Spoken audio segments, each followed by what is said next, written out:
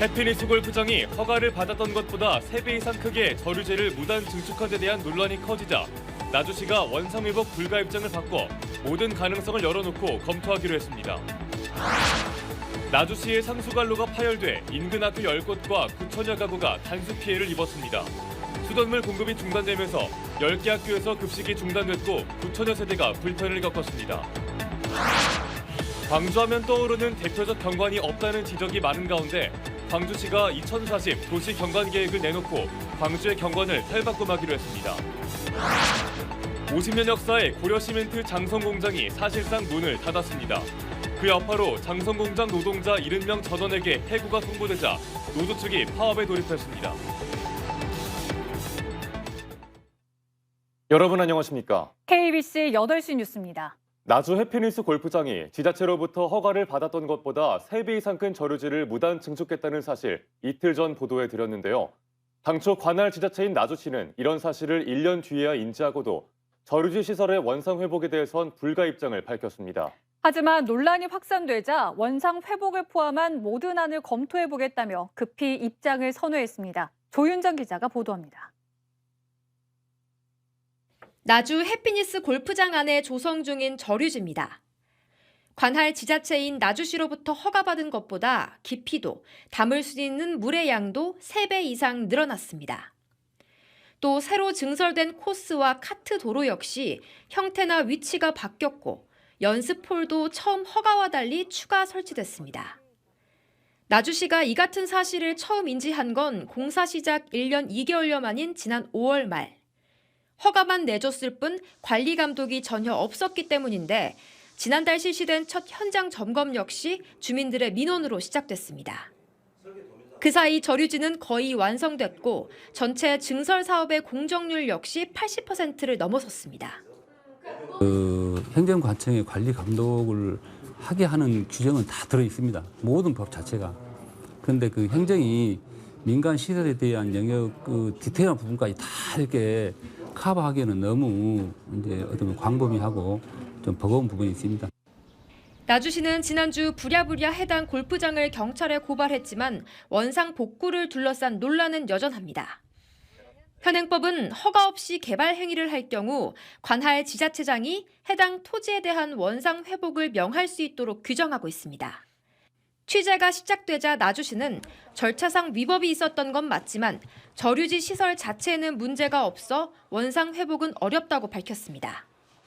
재영향평가가 이미 완료가 돼 있어요. 그 저류지에 대해서 문제가 없다고 지금 판단을 하고 있는 것 같아요. 관련법에 저촉이 없고 그 원상 회복에 대한 실익이 없다고 판단이 되면은 허가를 해줍니다. 변경을 해줘요. 하지만 무능한 행정에 대한 비판이 쏟아지자 불과 4일 만에 급히 입장을 선회했습니다. 경찰 수사 결과와 관련 판례 등을 검토해 원상 회복 여부를 결정하겠다는 겁니다. 현재로서는 뭐 해주겠다 안 해주겠다 말하는 것은 좀 성급한 어떤 그런 시점인 것 같습니다. 한번 연계해서 종합적으로 한번 분석을 해봐야 할 것 같습니다. 저류지 위치로 인한 농업용수 문제 역시 도마 위에 올랐습니다. 해당 저류지의 바로 아래에는 인근 마을 주민들이 농업용수로 사용 중인 저수지가 자리 잡고 있습니다. 저수지로 흘러 들어가야 할 물이 저류지에 먼저 보이면서 주민들은 농업용수를 사용할 권리를 침해당했다고 주장하고 있습니다. 지금 물이 한 60% 정도 있는데 이거 며칠이면 고갈입니다. 여기에 이미 해피니스 골프장은 지난해 기준 하루에 2,000톤 가까운 물을 나주호에서 끌어다 써온 상황. 극심한 가뭄 탓에 지난해 말부터 용수 공급이 중단되긴 했지만 이번에는 저류지 불법 중축으로 저수지 길목을 막았다는 비판까지 더해지고 있습니다. 뒤늦게 저수지 관리 주체인 농어촌 공사와 골프장 측이 업무 협약을 맺긴 했지만 골프장 저류지의 저수율이 40% 이하일 경우 용수 공급을 중단할 수 있다는 단서가 붙어 또 다른 논란을 낳고 있습니다. 실효성이 없다는 지적에 양측은 농업용수를 최우선으로 하겠다며 한 발 물러났지만 말뿐인 약속에 그칠 가능성도 배제할 수 없습니다. 전부 다 주라. 그걸 주장한 거였거든요. 그런데 해피니스 측에서는 이제 자기들도 돈이 들어가서 하는 것이기 때문에 해피니스 측하고 이런 거 이제 나주시 쪽에 더 강하게 이런 부분은 더 요구를 할 계획입니다. 환경 문제 역시 간과할 수 없습니다. 골프장 잔디를 가꾸는데 많은 양의 농약과 비료가 투입되는데 이 물은 농업용수로 쓰일 수 없다는 게 환경단체 입장입니다. 일단 잔디 관리라든가 그다음에 수목 관리에서 농약을 사용하고 그것이 장기간 침체가 된 침전물이 중금속에 오염된 것을 그대로 물량이 부족하다 해서 그걸 방류를 시키면 그걸 농업용수로 쓸 수 있냐? 그렇지 않다는 이야기죠. 농어촌 공사와 영산강 유역 환경청 역시 농약 등으로 인한 환경 문제에 대해 우려의 목소리를 내고 있습니다. 저류지도 같이 저희가 수질 검사 내정을 수술을 할 건데 말씀하신 것처럼 우려되는 부분이 충분히 있을 것 같긴 해요. 행정 절차를 무시한 개발 사업자와 농민들을 고려하지 않는 나주시의 졸속 행정을 둘러싼 비판의 목소리가 커지고 있습니다. 허가의 범위를 넘어서서 불법적인 방법으로 사업을 진행했다면 그 행정이 마땅히 그 불법적 행위에 대해서 평가하고 좀 오히려 그런 행위가 다시는 일어나지 않도록 하기 위해서라도 원상회복 조치 같은 강력한 조치를 내려야 한다고 봅니다. KBC 조윤정입니다. 나주시 우수저류시설 공사장에서 상수관로가 파열돼 인근 학교 10곳과 9천여 가구가 단수 피해를 입었습니다. 수돗물 공급이 중단되면서 일부 학교에선 급식이 중단되는 사태도 벌어졌습니다. 구영슬 기자가 취재했습니다. 나주시의 영산고등학교. 점심시간을 앞두고 수돗물 공급이 중단되면서 인근 마트에서 생수 120병을 대체 구입하는 등 급식 준비에 차질을 빚었습니다. 단수 사태로 이 학교에서는 급식 조리가 1시간가량 늦어져 학생 320여 명이 불편을 겪는 등 나주 지역에서는 10개 학교 학생이 단수로 어려움을 겪었습니다. 지금 물이 갑자기 급하게 안 나오는 상황이 발생해가지고 인근 마트에서 급하게 물을 구입을 해서 1시간 정도 늦어진 것 같습니다. 오늘 오전 10시 반쯤 나주시 삼영동의 우수저류시설 공사 현장에서 상수관로 1개가 파손돼 수돗물 공급이 중단된 겁니다. 이렇게 상수관로가 파손되면서 일대 아파트와 학교, 상가 등이 단수 피해를 입었습니다. 일대 아파트와 상가, 주택 등 9,500여 세대와 인근 산업단지도 단수를 겪었습니다. 화장실 못 나가면 해변도 못 가. 그렇기 때문에 많은 그 고통을 보고 하단 그것만 아니라 먹는 물도 그 건물 먹고 있는데 물이 안 나오면 안 되지. 예고도 없이 참 불편하지. 나주시는 영산포와 세지면, 왕곡면 일대에 15톤급 급수차 20대를 투입하고 생수병 16,000개를 긴급 보급했습니다. 사고는 우수저류시설 설치 공사 도중 중장비가 매설돼 있던 노후 상수도관을 건드려 파열되면서 발생한 것으로 추정됩니다. 이음 부분이 지금 파손된 걸로 파악됩니다. 지금 학교와 상가들 또 그 농공단지에 입주하는 업체들이 지금 피해를 보고 있습니다. 나주시는 한국수자원공사와 합동 긴급복구 공사를 실시하는 한편 저녁 시간대까지 수돗물을 정상 공급하겠다는 방침입니다. KBC 구영슬입니다. 서울하면 롯데타워, 부산하면 해운대가 떠오르는 분들 많으실 텐데요. 그렇다면 광주하면 떠오르는 대표적 경관 있으신가요? 광주시가 시민들을 대상으로 한 조사에서도 지역을 대표할 만한 건축물과 시설물이 부족하다는 답변이 많았습니다. 이에 광주광역시가 2040 도시경관 계획을 통해 광주의 경관을 탈바꿈하기로 했습니다. 박성호 기자의 보도입니다. 광주 시민들은 지역을 상징하는 경관이 어떠냐는 질문에 58.9%가 불량과 매우 불량 등 부정적인 답변을 내놓았습니다.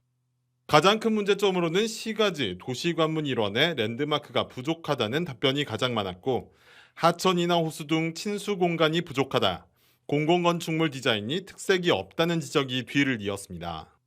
서울 롯데타워나 부산 해운대 등 지역을 대표할 만한 건축물과 시설의 필요성을 느끼고 있는 것으로 풀이됩니다. 현재 광주를 대표하는 랜드마크 경관물로 꼽힌 게 광주 종합버스터미널과 5.18 민주묘지, 무등산 국립공원으로 다른 지역에 비해 매우 빈약합니다.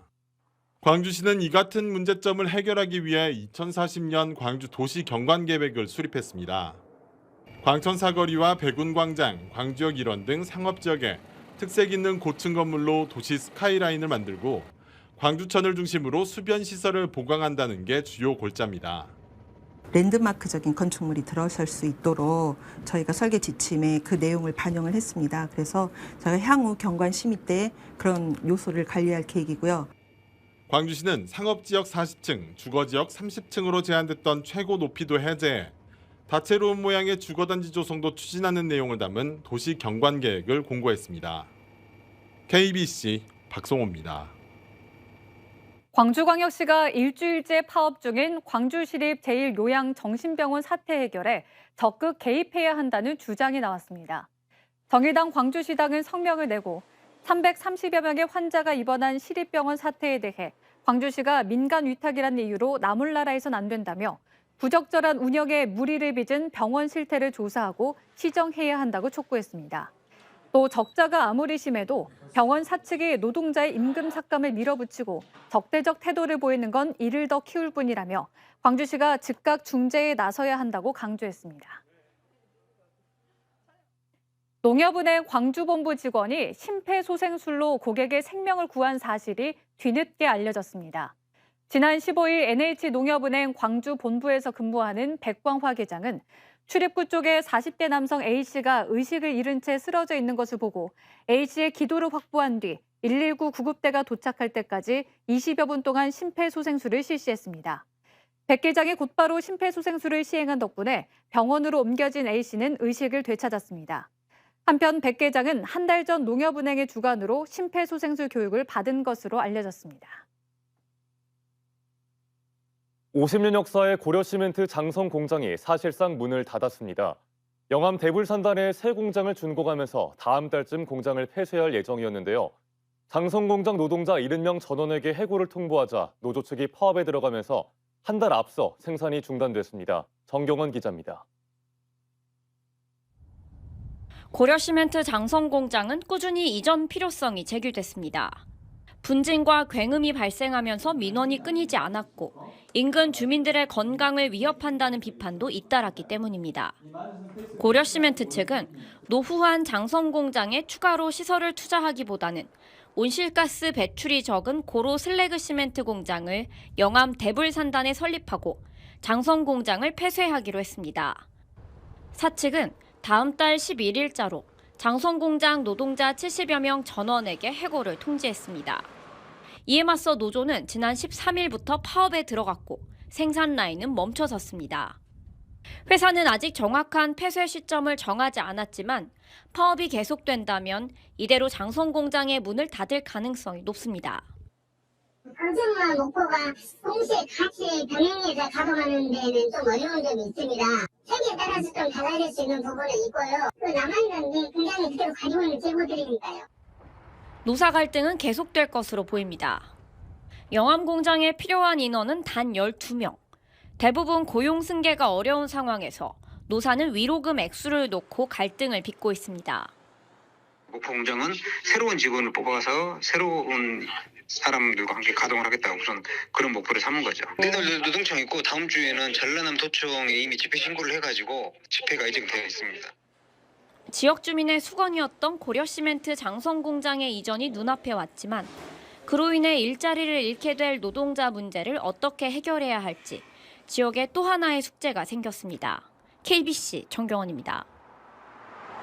검찰이 이상철 전남 곡성군수에게 공직선거법 위반 혐의로 벌금 700만 원을 구형했습니다. 이상철 군수는 지난해 6월 8일 곡성군의 한 식당에서 군수 당선 축하 명목으로 선거 관계자 69명에게 약 550만 원 상당의 음식을 제공한 혐의로 기소됐습니다. 이 군수 측은 선거법을 제대로 숙지하지 못한 불찰이었다며 재판부에 선처를 호소했으며 관련 선고 공판은 오는 7월 7일 열립니다. 여교사들을 상습적으로 불법 촬영한 고등학생에게 징역형이 선고됐습니다. 광주지법 형사 38단독은 지난 2021년부터 2년간 광주 광산구의 한 고등학교에서 자신의 휴대전화를 이용해 교사들의 치마 속 등을 모두 18차례에 걸쳐 동영상으로 촬영한 혐의로 기소된 19살 A군에 대해 징역 1년에 집행유예 2년을 선고했습니다.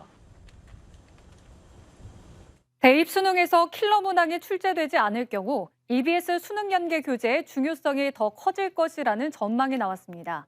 광주 진학부장협의회는 오늘 광주교육청에서 기자회견을 열고 EBS 50% 연계가 이번 수능에 구체적으로 반영될 가능성이 높다며 수능일까지 학교 수업에 더욱 충실히 참여하는 것이 오는 2023 수능에 대비하는 최선의 방안이라고 조언했습니다. 또 사교육비 감소 등을 위한 정부의 취지는 공감하지만 학년 초부터 준비되지 못한 점은 아쉽다고 밝혔습니다. 전남도청이 남학 신도시로 이전한 지 17년 만에 목포와 무안 택시사업구역 통합에 청신호가 켜졌습니다. 전라남도는 최근 목포 무안택시 사업구역 통합에 대한 인센티브 지원을 위해 도비 6억 5천만 원을 확보하고 목포 전체와 무안 오룡지구를 포함한 남학 신도시의 부분 통합안을 제시했습니다. 사업구역 통합은 양식은 운수 종사자를 대상으로 사업구역 통합에 대한 찬반 투표 후 과반수가 찬성하면 향후 택시요금 인상 시기에 맞춰 시행할 예정입니다. 제4회 월드 바둑 챔피언십이 오늘 신안군 자안면에서 개막해 오는 24일까지 나흘간 이어집니다. 지난해까지 한중일 등 4개국만 참여했으나 올해는 월드 바둑 챔피언십으로 명칭을 바꿔 미국과 네덜란드, 호주, 태국 등 8개국이 참여하게 됐습니다.